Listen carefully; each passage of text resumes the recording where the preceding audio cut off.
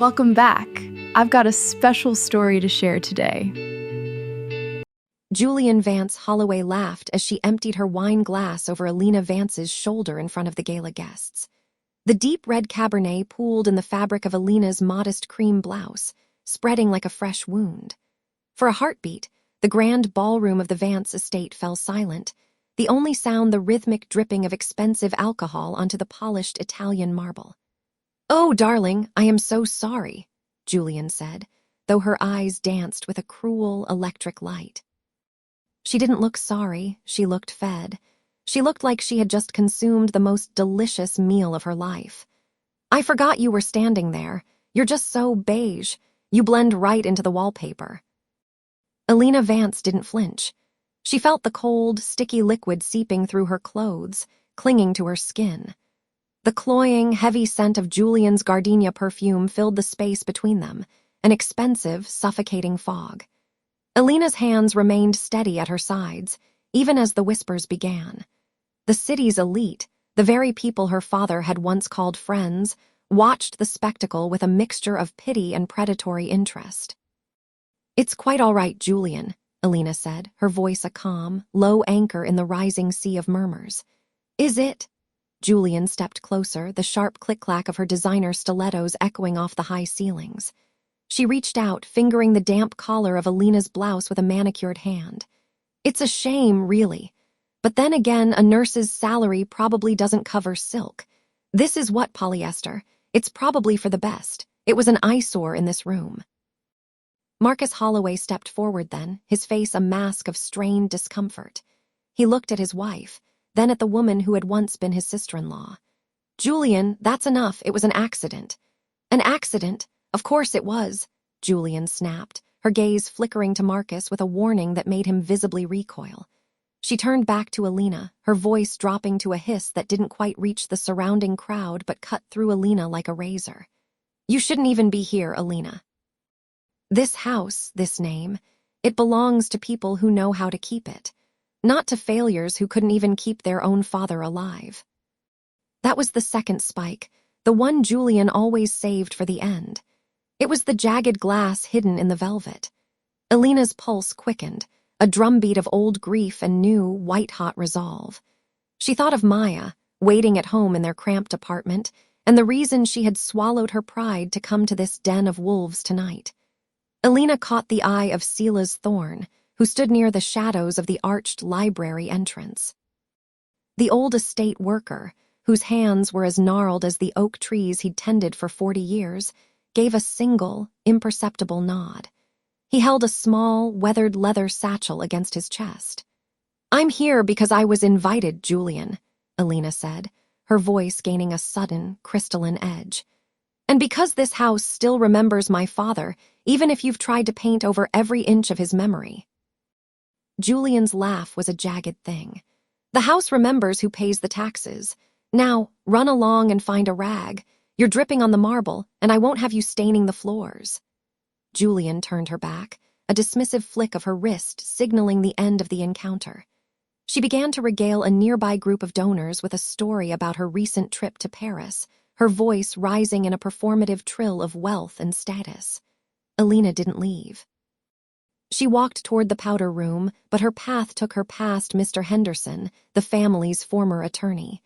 He was watching her, his brow furrowed. Elena didn't stop to talk, but as she passed, she leaned in just enough for him to hear. "The audit for the Vance Foundation starts on Monday, Arthur. I hope your books are as clean as Julianne thinks they are." She didn't wait to see the color drain from his face. She pushed through the heavy oak doors and found herself in the quiet of the hallway. Silas Thorne was there, waiting in the dim light of the corridor that led to the servants' quarters.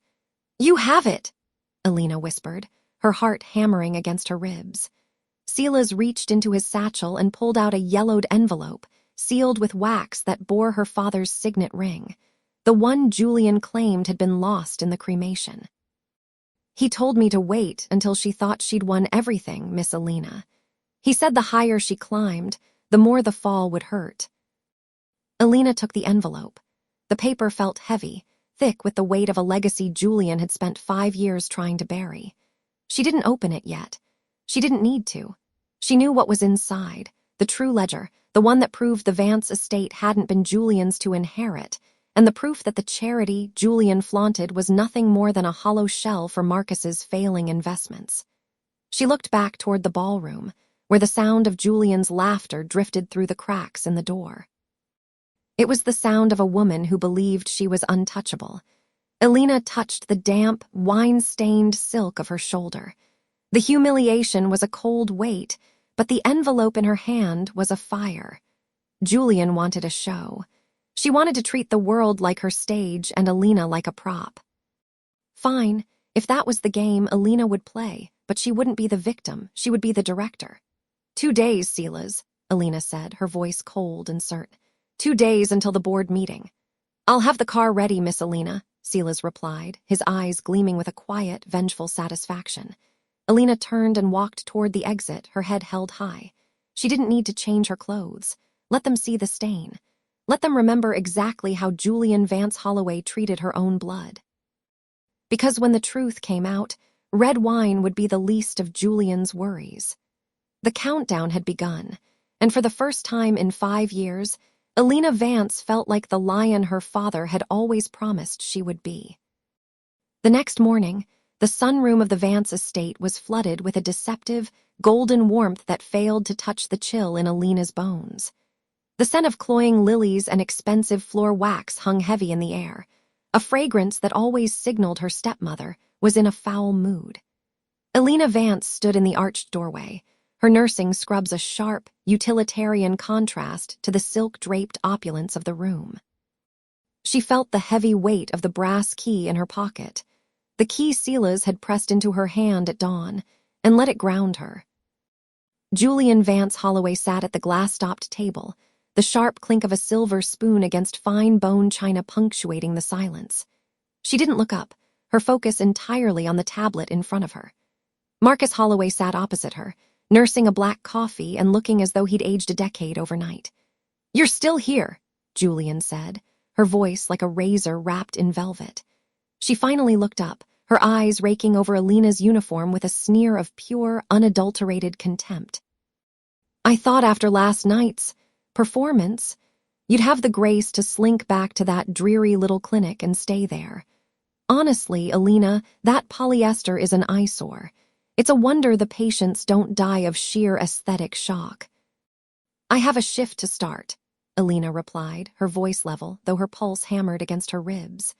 She watched Marcus flinch, but he didn't meet her eyes. He never did when his wife was in a hunting mood. Julian let out a short, mocking laugh. "Always the martyr. It's pathetic, really. Your father built an empire, and you're content to spend your life changing bandages for people who can't even afford the bus fare to get to the hospital. It's a waste of the Vance name." She paused, her expression shifting into something sharper, more predatory. "Which is why I've decided to expedite the sale of the community clinic land. The Holloway Group needs that lot for the new luxury spa development. We're signing the final papers at the board meeting in 2 days." The air seemed to vanish from the room.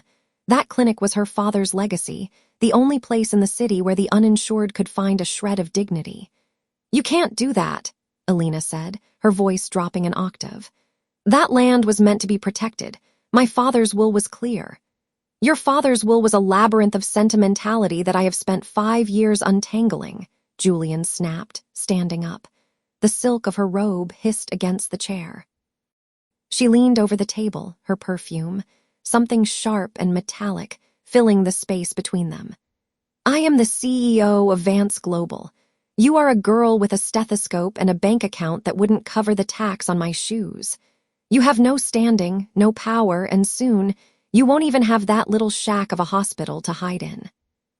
Elena felt the rage spike, a hot, bright flame behind her eyes.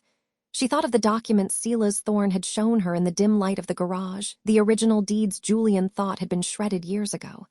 She reached into her bag, her fingers brushing the edge of the heavy manila envelope. "Not yet." 2 days, Elena said, her voice terrifyingly calm. "That's the board meeting. 48 hours until you're officially irrelevant," Julian sneered, turning back to her tablet. "Now leave." The help is starting to arrive, and I don't want them confusing you for one of them." Marcus finally looked up, a flicker of something like regret in his gaze, but he remained silent as Julianne began barking orders into her phone about the afternoon's gala preparations. Elena turned and walked out, her heels clicking a steady, rhythmic beat against the marble. She didn't head for the front door. Instead, she took the service stairs down to the basement where Sila's was waiting. She didn't need Julianne's permission to exist, and she certainly didn't need her approval to fight.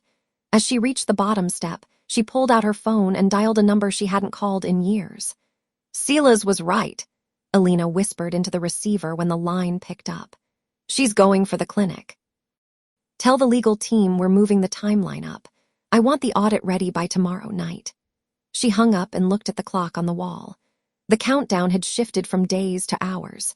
Julianne thought she was clearing away the last of the Vance debris, but she was actually handing Elena the match. 48 hours.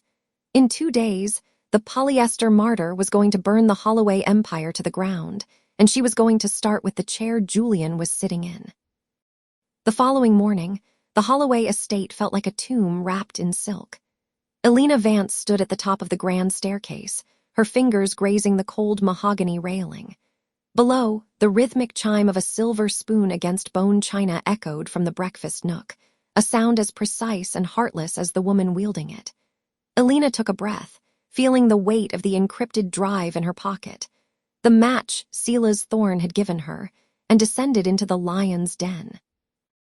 Julianne Vance Holloway sat at the head of the table, draped in a cream-colored cashmere robe that cost more than the clinic's annual supply of antibiotics. She didn't look up as Elena entered, instead focusing on the tablet propped against a crystal vase of fresh lilies.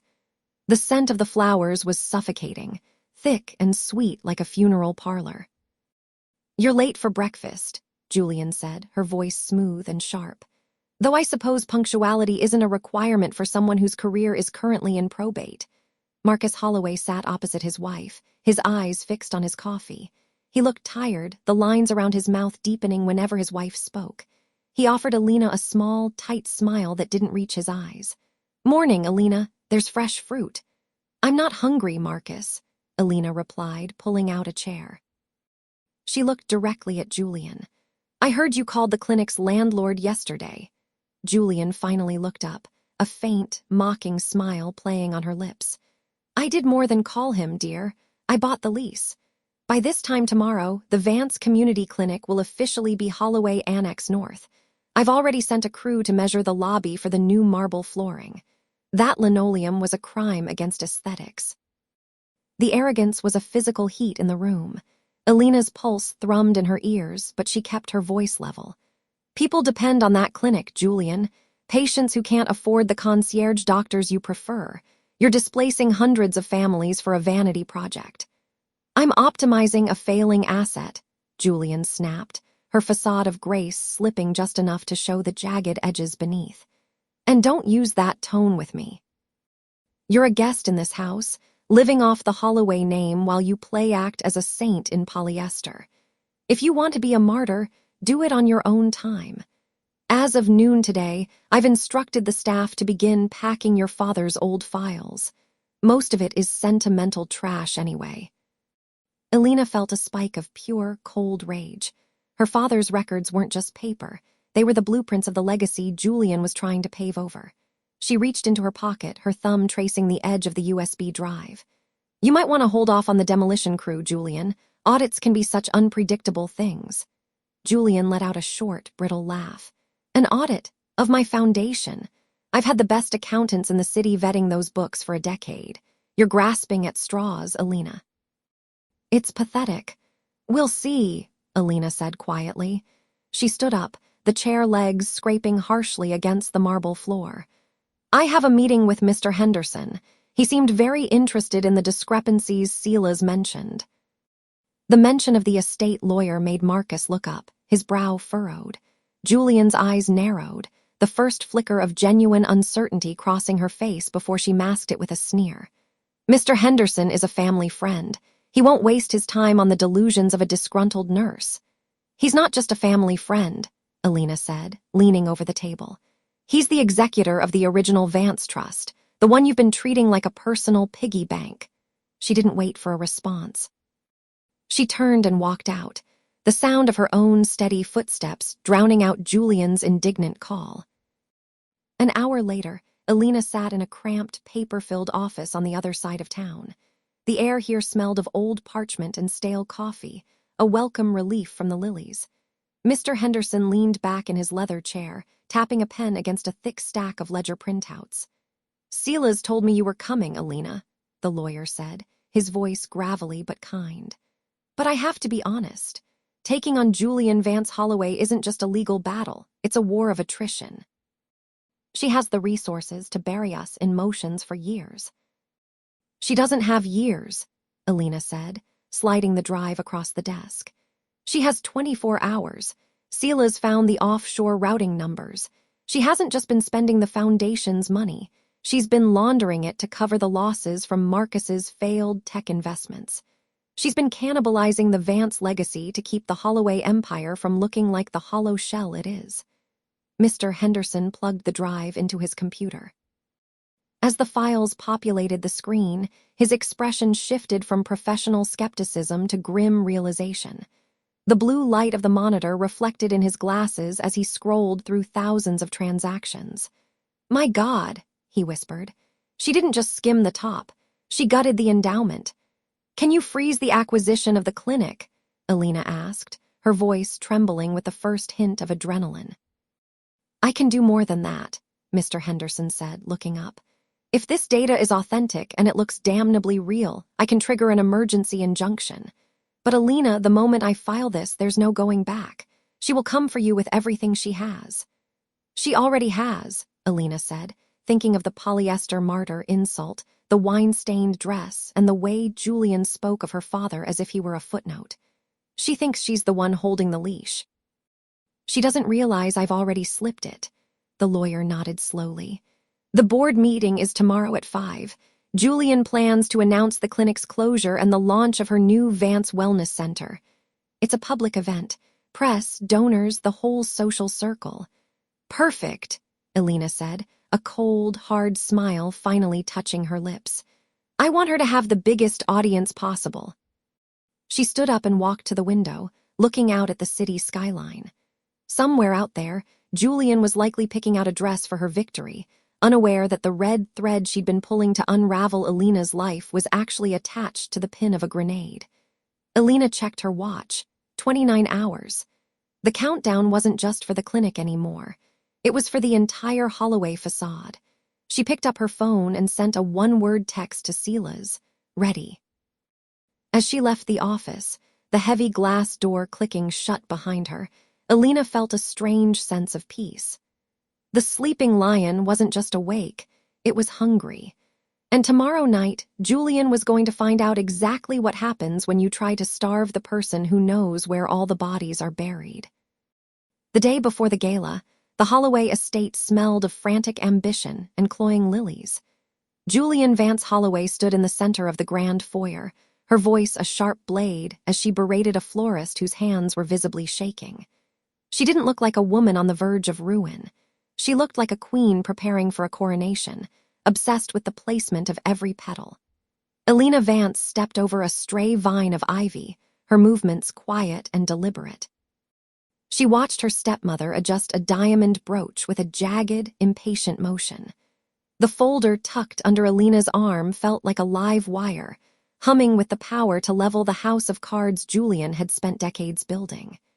Every time her fingers brushed the leather cover, she felt the weight of the original Vance deed, the one Julianne thought had been turned to ash years ago. "You're late," Julianne snapped, not even bothering to turn around. She could likely smell the lack of designer perfume on Elena from across the room. "The donor packets need to be alphabetized. I won't have Marcus Holloway looking like he married a woman who can't manage a simple seating chart for his own clinic's anniversary." "I wasn't aware I was on the payroll," Elena said, her voice steady and cool. She walked toward the mahogany side table, setting her folder down with a soft, final click. Julianne finally turned, her eyes raking over Elena's plain navy dress with a sneer that bordered on physical. You're here because I allow it.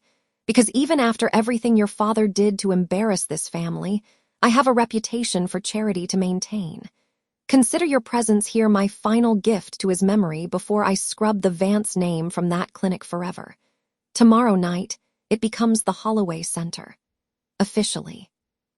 The rage spike hit Elena's chest, hot and sharp, but she didn't let a single muscle in her face twitch. Instead, she leaned against the table, her fingers tracing the gold leaf molding. You're so certain of tomorrow night, aren't you? You think the applause will drown out everything else. Success is the only language these people speak, Elena, something you and your father never understood. Julianne stepped closer, the scent of her expensive, suffocating perfume filling the space between them. By this time tomorrow, the board will vote for the expansion.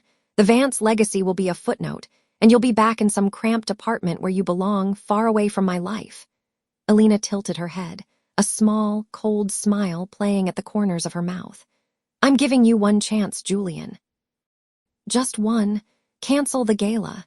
Step down from the board and admit the administrative errors in the clinic's offshore accounts. If you do it now, Marcus might actually find it in him to forgive you. Julianne let out a sharp, jagged laugh that echoed through the foyer, causing a pair of catering staff to pause mid-step. Administrative errors? Is that what you're calling your little delusions now? You have nothing, Elena. You're a nurse with a grudge and a dead man's debt. She leaned in, her voice dropping to a hiss. I built this. I own the board, I own the press, and I own the history of this family. You are nothing but a ghost haunting a house that's already been sold. Then I suppose there's nothing left to say, Elena replied. She picked up her folder, the tactile reality of the bank statements inside providing a grounding comfort. She walked toward the back of the house, heading for the service entrance where Sela's Thorn was waiting. The sound of her own sensible heels on the marble was a rhythmic counterpoint to the frantic clicking of Julianne's stilettos as she returned to screaming at the florist about the shade of the centerpieces. In the shadowed hallway, Elena found Sela's. He was polishing a silver tray, his face a mask of practiced servitude, but his eyes were bright with a secret fire. Everything is in place, Miss Elena, he whispered, his voice barely audible over the chaos in the foyer. Mr. Henderson has the digital copies ready for the presentation. Maya is safely at her friend's house. Marcus is in his study, though I suspect he's beginning to look at the ledgers I accidentally left on his desk this morning. And the guest list? Elena asked. The press arrived an hour ago to set up their perimeter. They're expecting a story about the clinic's glorious future. Sela's offered a rare, grim smile.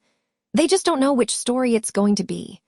Elena nodded, looking back toward the foyer where Julianne was now posing for a pre-event photographer, her face transformed into a mask of benevolent grace. The dramatic irony was almost physical.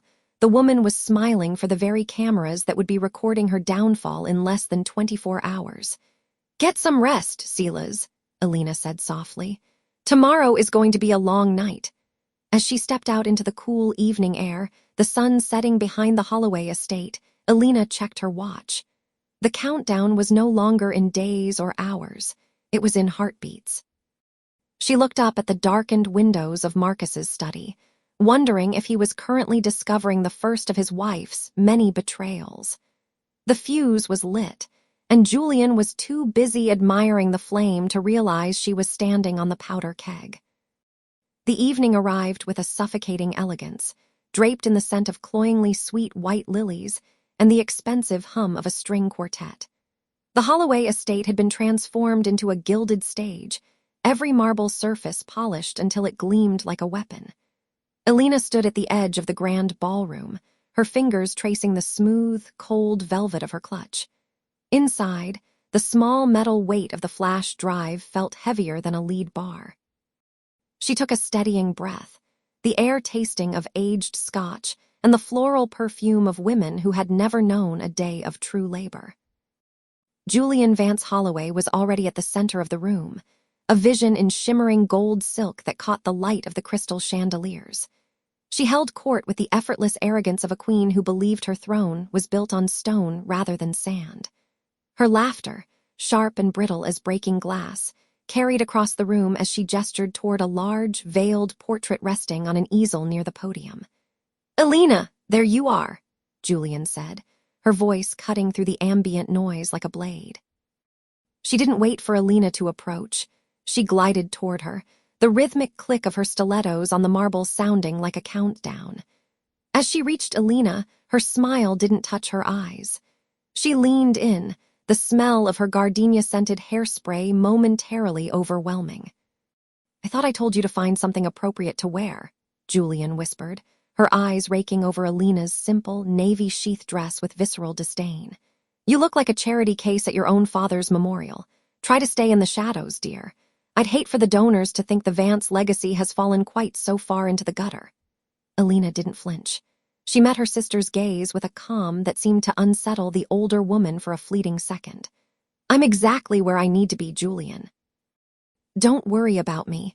I think the guests are going to find tonight very unforgettable." Julian's lip curled. "See that they do. And stay away from the bar. I won't have you embarrassing me in front of the board." She turned on her heel without waiting for a response, her gold train sweeping across the floor as she moved back toward Mr. Henderson, the clinic's primary benefactor. "It was always my vision, really," Elena heard Julianne tell the older man, her voice projecting just enough for the surrounding circle to hear. "My father had the ideas, but I was the one who understood how to make them sustainable. This new wing is my gift to his memory."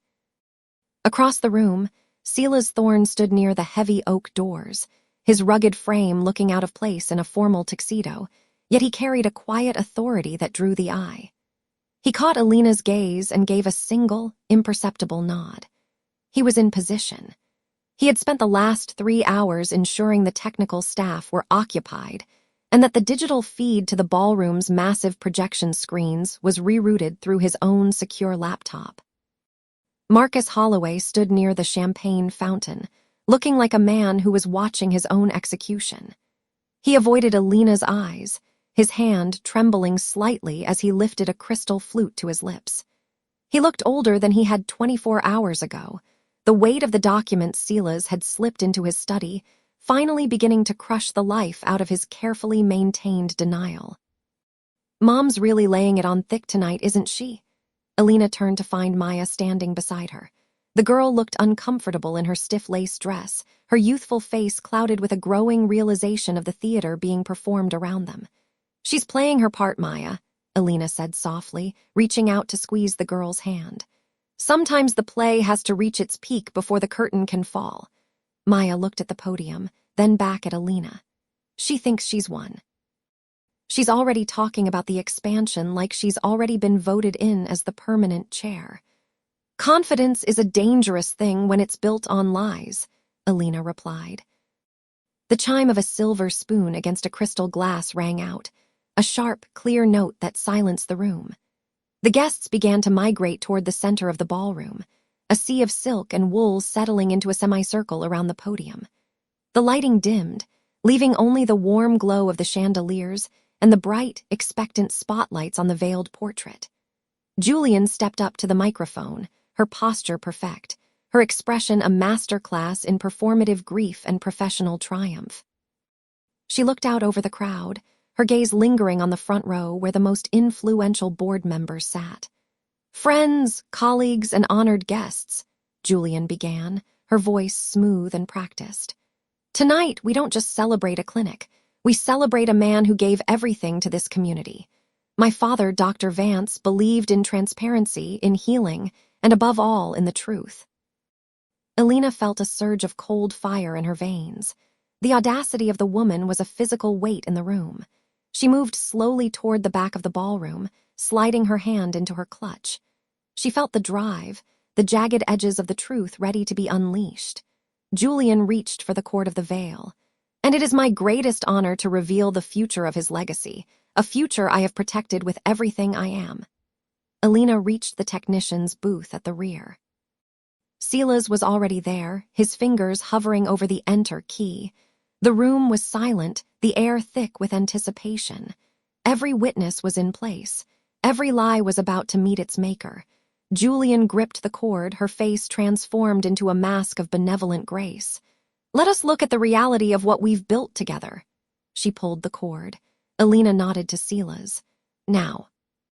The velvet curtain fell away, but the screen behind Julian didn't display the polished architectural renderings of the new Vance Memorial Wing. Instead, a harsh, blue-white light flooded the ballroom, illuminating a series of scanned bank ledgers and shell company registrations. The silence that followed was absolute, a vacuum that sucked the air right out of the room, leaving only the faint, mechanical hum of the projector and the cloying scent of expensive lilies and floor wax. Julian stood center stage, her hand still raised in a triumphant gesture, her smile frozen like a cracked porcelain mask against the backdrop of her own fraud. The transformation was visceral. The calculated glow of Julianne Vance Holloway's face vanished, replaced by a gray, sickly pallor that seemed to age her a decade in seconds. Her eyes, usually sharp and predatory, widened until the whites showed all the way around the irises, darting frantically toward the technician's booth where Elena stood. Her jaw didn't just drop. It hung slack, her lips trembling as if trying to form a lie that her brain couldn't quite reach. The regal posture she'd maintained all evening collapsed, her shoulders hunching forward as her chest hitched with shallow, panicked breaths.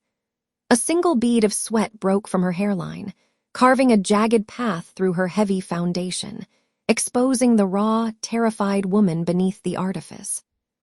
Marcus Holloway stood at the front table, his champagne glass tilting dangerously in his hand until the sparkling liquid sloshed over his knuckles. He didn't look at the screen. He looked at his wife with a mixture of dawning horror and profound disgust. Next to him, Mr. Henderson leaned forward, his spectacles slipping down his nose as he began to read the names of the offshore accounts aloud in a stunned whisper. Maya sat frozen, her face pale, her gaze fixed on the transaction dates that proved the theft had begun the week after her grandfather's funeral. The murmurs began then, a low, buzzing sound like a hornet's nest disturbed, vibrating through the silk-draped walls. Elena stepped from the shadows of the tech booth, her heels clicking rhythmically against the polished marble. She didn't shout. She didn't need to. The microphone on the podium picked up the sharp, steady cadence of her approach, broadcasting the sound of her confidence like a countdown. She stopped at the edge of the stage, her hands steady, looking up at the woman who had spent years trying to erase her existence. "You spoke of legacy, Julian," Elena said, her voice calm and carrying to the furthest corners of the hall. "But my father's legacy wasn't built on theft. It wasn't built on siphoning funds meant for pediatric care into a personal offshore portfolio." Julian finally found her voice, though it was a thin, reedy thing that cracked under the weight of the room's judgment. "This is a fabrication, a hack. Elena, how dare you attempt to ruin this night with these digital lies?" "The board has the original documents, Mr. Henderson," Elena interrupted, turning her gaze to the lawyer. "And the forensic audit Sila's Thorne helped me complete is already in the hands of the district attorney. Every signature on those transfers is yours, Julian. Every single one." The room erupted. Mr. Henderson was already on his feet, gesturing for the GALA's security detail, his face a mask of professional fury. Marcus had turned away entirely, his back to the stage as he gripped Maya's hand and began to lead her toward the exit, shielding her from the spectacle of her mother's collapse. Julian reached out, her fingers clawing at the air as if she could pull the incriminating images off the screen, but the crowd was already moving away from her, a physical tide of social rejection. Elena felt a strange, cold peace. She had spent a lifetime feeling small in this woman's shadow, but as she looked at the shivering figure on the stage, all she felt was the weight of the truth finally finding its level. She walked toward the podium, leaning in close enough for only the two of them to hear. "You said I didn't belong in this family because I didn't have the Vance blood," Elena whispered, her eyes meeting Julian's frantic gaze. "But you're the one who never understood what the name actually meant. Enjoy the silence. It's the only thing you have left." Elena didn't wait for a response. She didn't watch the security guard step onto the stage or listen to the frantic, high-pitched excuses Julianne began to wail. As she reached the heavy oak doors, she glanced back one last time. Julianne was screaming, pointing a trembling finger at the screen, claiming a conspiracy. But no one was looking at her anymore. The board members had turned their backs, and the guests were filtering toward the coat check in a hurried, embarrassed rush. Julianne was left alone in the center of the stage, screaming into a room that had already decided she no longer existed. Elena pushed through the doors and into the cool night air, leaving the wreckage of the Holloway name behind her. The air in the grand foyer of the Holloway estate felt 10 degrees colder than the sweltering chaos of the ballroom Elena had just vacated. The scent of expensive lilies, usually a sign of Julianne's meticulous taste, now hung in the air like the cloying perfume of a funeral parlor. Elena Vance didn't stop to look at the portraits of the men whose legacy had been twisted into a cage. She walked toward the massive oak doors, her heels clicking a steady, rhythmic cadence against the white marble, a sound of finality. "Elena, you stay right where you are." The shriek shattered the heavy silence. Julianne Vance Holloway burst through the ballroom doors, her silk gown trailing behind her like a tattered battle flag. She wasn't alone. The wake of her destruction followed. Marcus Holloway, his face a mask of ashen realization, and Mr. Henderson, the family's longtime legal counsel, who looked as though he had aged a decade in the last 10 minutes. Several board members hovered in the threshold, their eyes wide, their silence a stinging indictment. Julianne scrambled across the marble, her breathing ragged. She stopped 5 feet from Elena, her chest heaving. "You think a few doctored slides and some ancient history change anything? That was a performance. A cheap, theatrical stunt by a girl who couldn't even keep her own father's house." Elena turned slowly. She didn't raise her voice. She didn't need to. "The bank records weren't a performance, Julianne. Neither was the original deed Sela's Thorn kept hidden for 20 years. The one with my father's signature and yours, forged in the margin." Julianne's complexion didn't just pale. It curdled, turning a sickly, translucent gray that made the heavy foundation on her cheeks look like cracked plaster. Her eyes, once wide with manufactured outrage, began to twitch at the corners, the pupils shrinking into pinpricks of pure, unadulterated terror. She looked less like a socialite and more like a cornered animal, her breath coming in ragged, wet hitches that whistled through her teeth. The poise she had spent 30 years perfecting dissolved in an instant, leaving her shoulders slumped and her hands trembling so violently that the diamonds on her fingers clattered against each other. It was the sight of a woman, realizing that the pedestal she'd built out of other people's bones had finally turned to dust. "Marcus, tell them." Julianne spun toward her husband, her voice a frantic, high-pitched clawing. "Tell them she's lying. You're the CEO, you can fix this. Call the police, have her removed for trespassing." Marcus Holloway didn't move. He stood near the base of the grand staircase, his shadow long and dark. He looked at the woman he had married, really looked at her, perhaps for the first time in years. "Fix what, Julianne? The fact that you embezzled from the trust? Or the fact that you've been lying to me about the Vance acquisition since the day we met? I did it for us," she wailed, her hands flying to her throat. "For Maya, for our status." "Don't bring Maya into this," Marcus said, his voice dropping to a dangerous, low vibrato.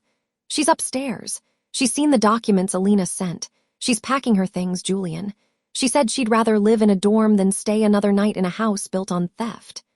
The sound of a heavy leather folder hitting the marble floor echoed through the foyer. Mr. Henderson stepped forward, his eyes fixed on the floor. "I've reviewed the physical copies Sela's provided, Julianne. They are authentic. The board has already called an emergency session for tomorrow morning. They've frozen the corporate accounts, effective immediately." One of the board members, a woman Julianne had spent years trying to impress with charity galas and vintage wines, stepped into the light. "We're not just talking about a scandal, Julianne. We're talking about a criminal investigation. I'd suggest you find a lawyer who isn't on our payroll." Julianne looked around the room, her gaze darting from the husband who wouldn't touch her to the lawyer who wouldn't look at her, and finally back to the girl she had tried to erase. The silence was absolute, save for the ticking of the grandfather clock in the corner. "You're all against me," Julianne whispered, her voice cracking into a jagged sob. "After everything I gave this family. After the way I protected this name." "You didn't protect the name," Elena said, stepping closer. The cold weight of the original estate key felt solid in her pocket. "You used it as a shield while you picked the pockets of the people who actually built it. My father loved you, Julianne. He trusted you. And you let him die thinking he was a failure so you could buy a bigger house." "I deserved this life," Julianne screamed, a final, ugly burst of the old entitlement. "I earned it." "Then you've earned what's coming next," Elena replied. She looked past the broken woman to Marcus. "The locks will be changed by noon tomorrow. I expect the house to be empty. Silas will be here to supervise the removal of your personal items. Anything belonging to the Vance estate stays." Elena didn't wait for the next explosion. She didn't want to hear the excuses or the begging that she knew would follow the rage. She turned toward the front doors, the brass handles cool and heavy beneath her palms. As she pushed them open, the night air rushed in, clean, sharp, and free of the scent of lilies. She stepped out onto the portico, leaving the light of the foyer behind. Behind her, she heard the sound of Julian's knees hitting the marble and the muffled, frantic sobbing of a woman who had finally run out of secrets. Elena walked down the steps toward the gate, where the shadows of the old trees seemed to lean in, finally at peace. She didn't look back. She had spent a lifetime looking back. Tonight, for the first time, she was looking at a horizon that finally belonged to her. 6 months had passed since the brass gates of the Vance estate had swung shut behind Julianne Vance Holloway for the last time. The air in the grand foyer no longer carried the cloying, suffocating scent of lilies. Instead, as Elena Vance stood by the tall windows of the library, she breathed in the crisp, honest aroma of cedar polish and the faint saltiness of the distant sea. The house felt lighter, as if the very stones had been holding their breath for 30 years and were finally allowed to exhale. In a cramped 2-bedroom apartment 30 miles away, overlooking a noisy interstate, the woman who once dictated the social calendar of the county now spent her afternoons in a different kind of silence. Julianne's designer wardrobe, the armor she had used to intimidate and belittle, had been liquidated piece by piece.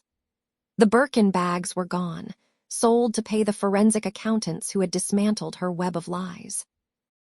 Her reflection in the cheap, warped bathroom mirror showed a woman whose sharp edges had turned brittle. Without the Vance name to shield her, she was just another resident in a complex where the walls were thin enough to hear the neighbors' televisions. The local papers had stopped calling her for quotes. The charity boards had scrubbed her name from their letterheads with surgical precision. She was invisible, the one thing she had always feared more than death. The heavy oak door of the library creaked open, and Silas Thorne stepped inside. He carried a stack of leather-bound ledgers, his gait steadier than it had been in years. The shadows that had lived in the corners of his eyes were gone, replaced by a quiet, earned peace. "The final audit of the foundation is complete," he said, placing the books on the desk. He looked at her, his expression softening. "Everything is back where it belongs. Your father would have been proud of the way you handled the transition, Elena." She ran a hand over the smooth surface of the desk. "It doesn't feel like a victory yet, Silas. It just feels like balance." "That's because you have a conscience," he replied, his voice a low rumble. "I saw Marcus in town yesterday. He's finalized the divorce papers. He told me he hasn't spoken to her in 8 weeks. He's focusing entirely on the clinic and getting the girl settled for her semester abroad." Elena nodded slowly. She knew the cost of this peace.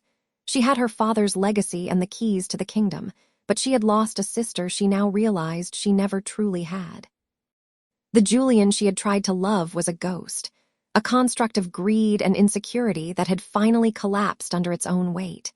She thought of the frantic, sobbing woman on the marble floor 6 months ago and felt a flicker of something that wasn't quite pity, but wasn't quite joy either. It was simply the cold realization that some things, once broken, were never meant to be mended. "And Maya?" Elena asked. "She's thriving," Silas said, a genuine smile touching his lips. She's using the scholarship fund you set up to study environmental law. She told me to tell you she'll be home for the weekend. She wants to help you with the new garden plans." "The garden," she murmured, looking out at the sprawling lawn. The old, gnarled trees that had witnessed so much betrayal were beginning to bud with new life. "We're tearing out the lilies, Silas, all of them. I want wildflowers. Something that grows because it wants to be there, not because it's being forced to look perfect." He nodded, turning to leave her to her thoughts. "A wise choice. Wildflowers have deeper roots." When he was gone, she walked out onto the portico. The evening air was cool against her skin. She reached into her pocket and felt the weight of the old iron key her father had left for her. It was no longer a burden. It was a tool. She had used it to unlock the truth, and in doing so, she had set them all free, even Julianne, though her sister would likely never see it that way. The sun began to dip below the horizon, painting the sky in bruises of purple and gold. For the first time in her life, she didn't feel like a guest in her own home. She didn't feel like the poor relation or the disappointing daughter. She was the steward of a history that had finally been cleansed of its rot. She watched the lights of the gatehouse flicker on in the distance. The cycle of entitlement and cruelty had been severed, not with a blow, but with the steady application of the truth. As the first stars began to pierce the darkening sky, she turned back toward the house. The windows were glowing with a warm, inviting light, and for the first time, the Vance estate truly felt like home. She had paid for this peace with her innocence, but as she stepped across the threshold, she knew it was a bargain she would make 1,000 times over. The horizon was finally hers, and it was wider than she had ever dared to dream.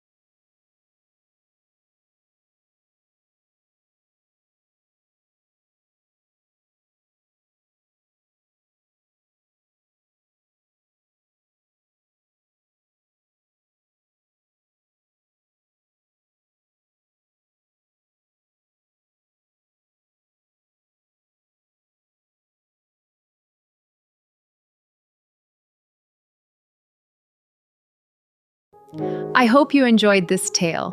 Please subscribe to support the channel. Goodbye for now.